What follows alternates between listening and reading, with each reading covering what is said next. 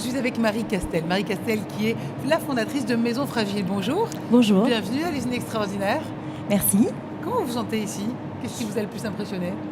Alors déjà en arrivant, c'est assez grandiose et surtout je vois des yeux d'enfants, d'adolescents assez émerveillés. Je me dis ouais, enfin une jeune génération qui va s'intéresser à l'avenir de la France, à l'industriel qui peut être aussi joli et précieux. Alors, on rappelle un peu qu'est-ce que c'est que Maison Fragile?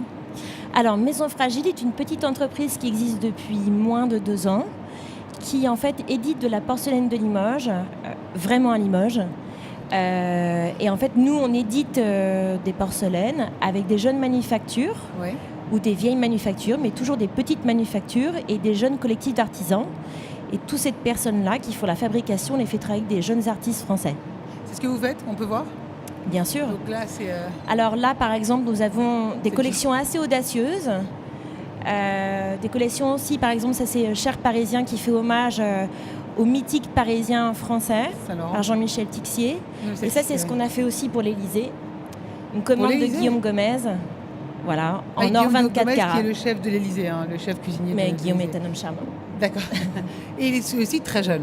Alors, absolument. Vous parlez de semi-industriel.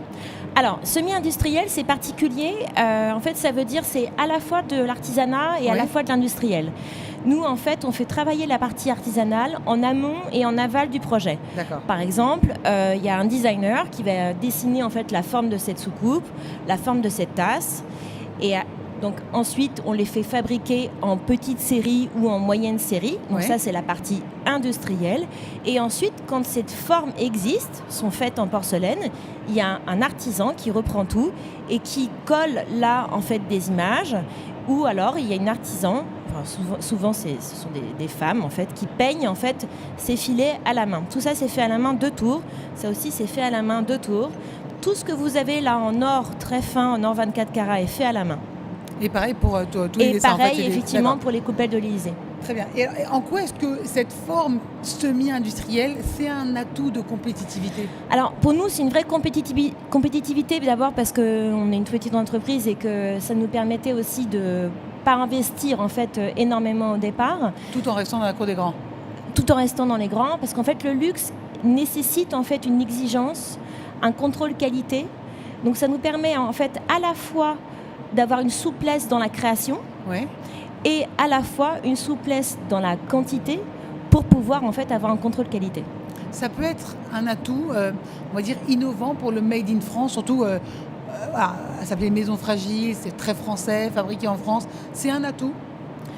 Oui, nous on pense que c'est un atout parce qu'il y a 2 atouts en fait dans ce fait de travailler dans le semi-industriel. Le premier en fait, c'est une flexibilité dans la partie design qui nous permet en fait de tester la partie artisanale et après de la mettre en réalité dans la partie industrielle.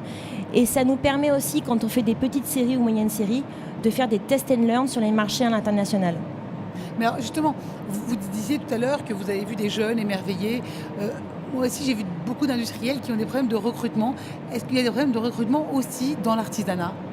Alors, dans l'artisanat, à Limoges, il n'y en a pas parce qu'en fait, c'est vraiment un art séculaire, c'est vraiment culturel. Après, c'est plus compliqué en fait de faire venir les jeunes dans la partie à l'usine en tant que telle. Mais pourquoi? Qu'est-ce qui bloque?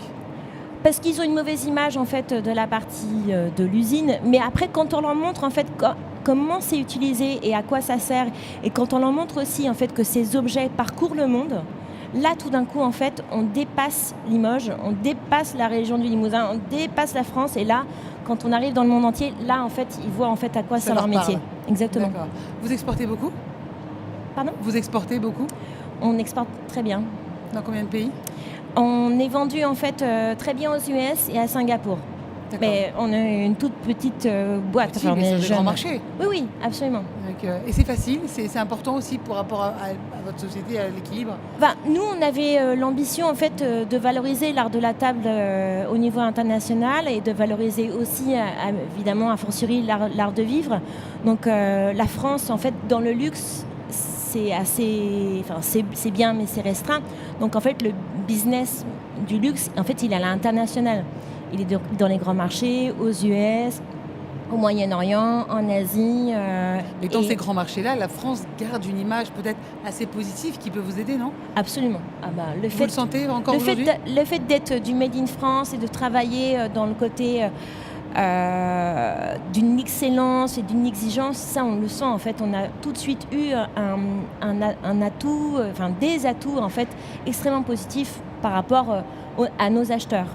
Qu'est-ce que vous avez envie de dire justement à tous ces jeunes qui sont ici? Parce qu'il y en a vraiment beaucoup, des centaines sur ces 4 jours de l'usine extraordinaire. Quel message on a envie de leur faire passer? Qu'il faut croire en ces valeurs qui sont la France, l'artisanal, le semi-industriel. Alors d'abord, moi j'ai envie de dire que tout est possible. Nous, on s'est lancé en fait au départ en crowdfunding. On a levé 30 000 €, ça s'est fait très facilement. Et surtout, en fait, ce qui est absolument génial, c'est que quand on monte une entreprise et quand on a envie en fait de la valoriser à l'international, il y a énormément d'aides qui existent. La BPI en fait peut aider. Il y a aussi, et tout d'un coup en fait, le monde peut nous aider. Guillaume Gomez nous a aidés, les journalistes nous aident. En fait, je ne sais pas pourquoi. En fait, il y a énormément, il y a beaucoup de bienveillance. En fait, quand on monte des entreprises, c'est aussi une production, je dirais, qui est chère, en fait, qu'on connaît, qu'on a connue chez nos grands-parents, chez nos arrière-grands-parents, à la table de nous tous. Donc, il y a quelque chose en fait qui fait partie de notre culture, mais qu'on a envie de réinventer. Donc, il y a un consensus national autour de ça. J'espère.